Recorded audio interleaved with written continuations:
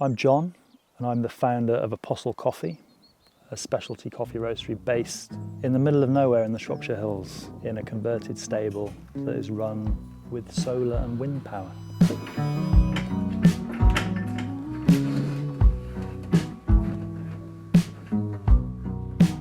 So I'd reached a point in my life and career in London where the stress wasn't worth the payoff. I was having a coffee on Columbia Road Street, Columbia Road Market in East London.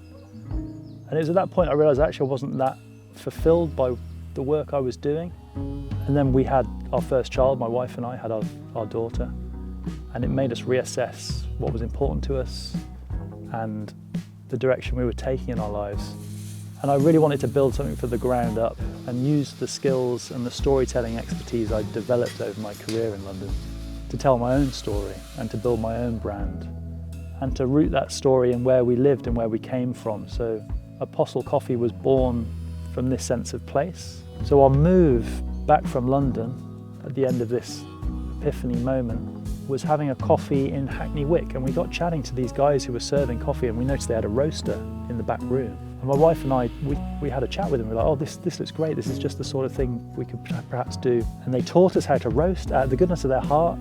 They sold us their old Probat roaster, a roaster from the 1980s, and we bunged it in the back of a horse box and drove it back up to Shropshire.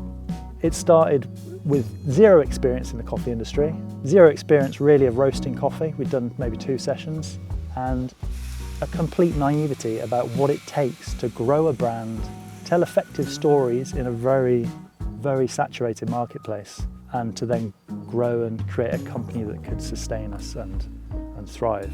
Where other companies are trying to grow at all costs, we are much more interested in the sense of community we're building with our subscribers, the shared education, making sure people understand where their coffee's coming from, how to brew it better at home. But what keeps the whole thing trucking is this sense of place. It's tactile, it's calming, it's peaceful.